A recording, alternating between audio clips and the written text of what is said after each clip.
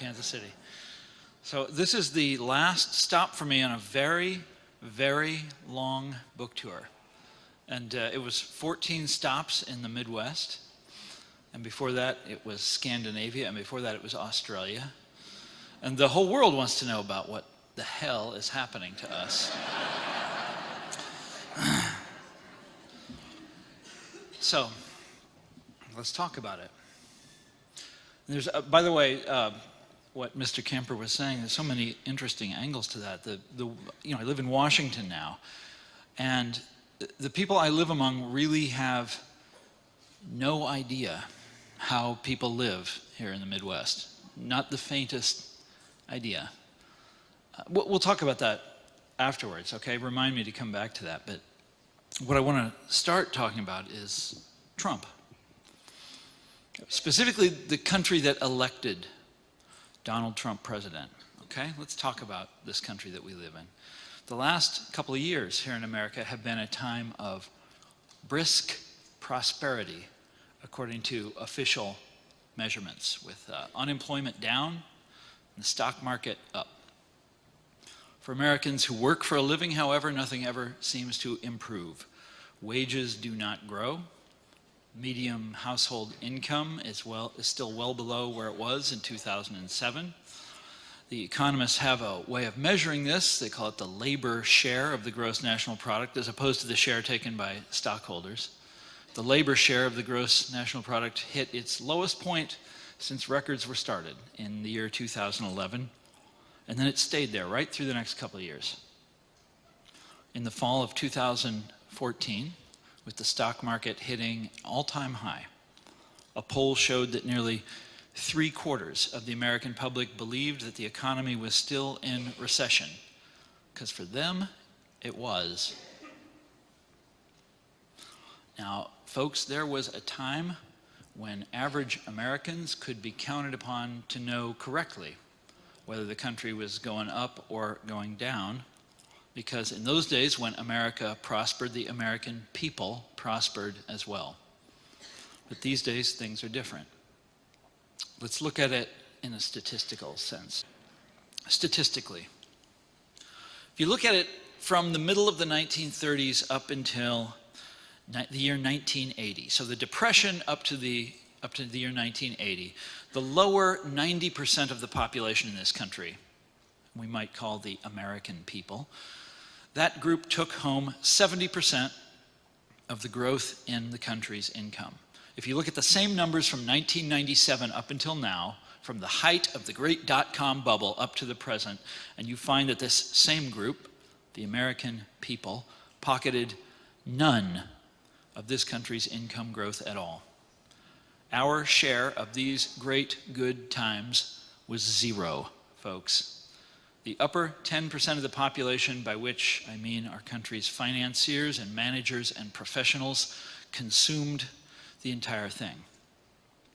To be a young person in America these days is to, I think, understand instinctively the downward slope that so many of us are on these days. College costs are out of control. You know this. The university where I got my PhD back in the 80s and 90s today costs nearly $65,000 a year to attend. You go there for 4 years, that's more than $250,000, folks. You want to go to a university like that, you got to take out a lot of loans.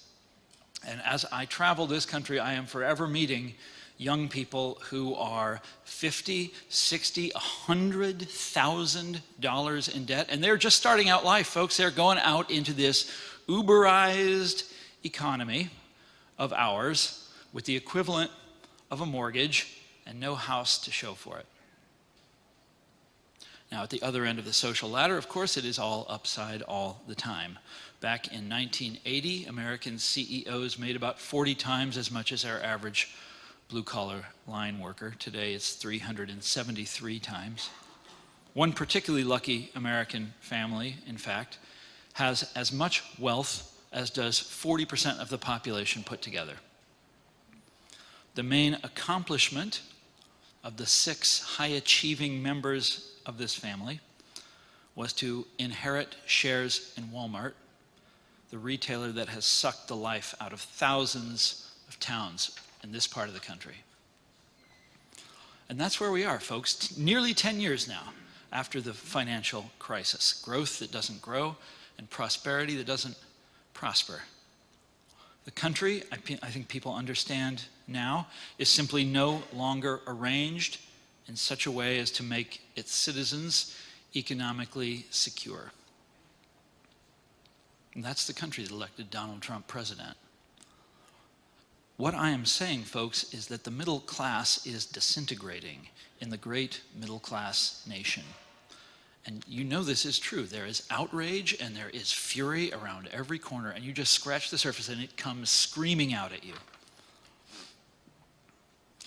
Now, you would expect, I used to study history, that was my subject, and I would expect the developments that I just described would lead to a revival of left-wing politics. And the reason you'd expect that is because that's what happened last time around.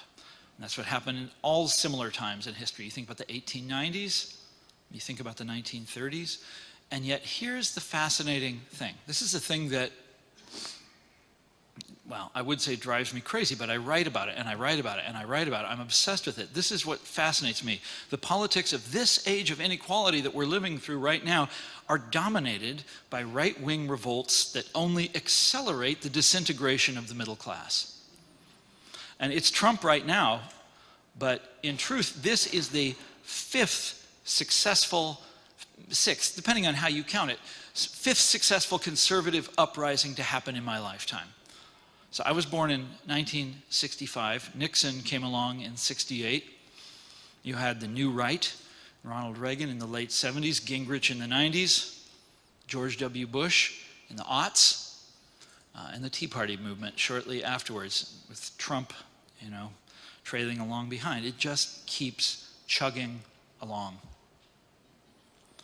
To understand how crazy it all is, I want to remind you of what things were like in the year 2009. And I'm going to come back to 2009 throughout tonight's talk, because I think that's a critical year in our stupid modern history.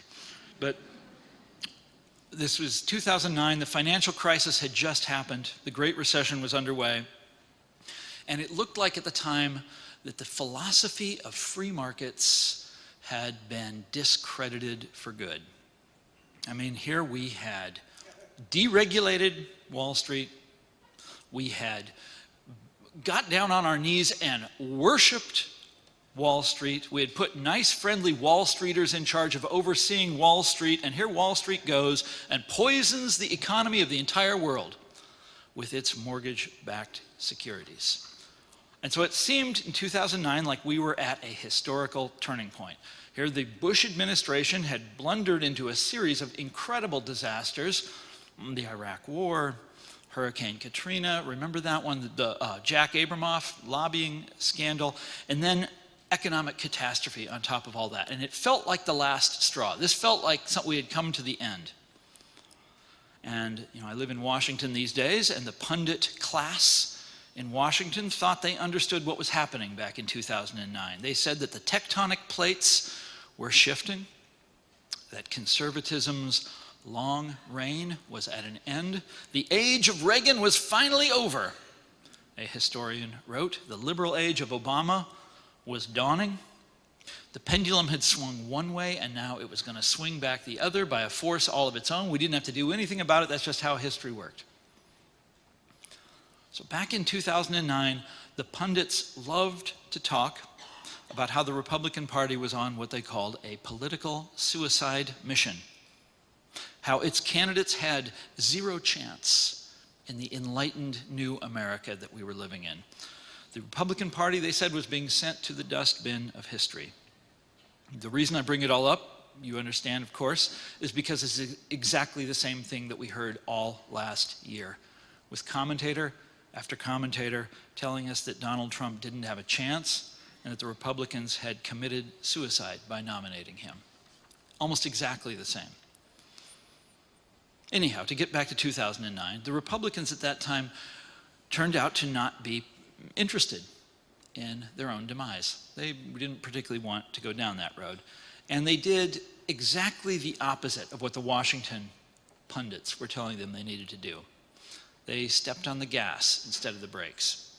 Instead of moving to the center, by the way, which is what every pundit, this is how you get your pundit's license in DC. You understand that. You always have the same advice. Move to the center. You've always got to, everything is in the center. You got to always move to the center. That's always the answer, right? So instead of doing that, though, the Republicans did the opposite, and they purged their moderate wing. They responded to the failure of markets by becoming free market zealots. Do you remember this? Waving their copies of Ayn Rand. And then in 2010, this radicalized Republican Party scored its greatest victory in congressional elections in many decades. And they took some 600 seats from the Democrats at the state legislature level. And they purged countless Republican moderates. I remember in the Kansas legislature especially that was true. In 2014, they went on to conquer the Senate, and today the tragedy is complete. And they control Congress and the presidency, and Trump immediately got to name a justice to the Supreme Court. And they control the most state legislatures they have since the 1920s. Folks, this is a wipeout for the Democratic Party, and also for those pundits who have so persistently taken Democratic victory for granted. And all of this is going on, remember, while Wall Street loots the world and while the middle class of this nation falls apart.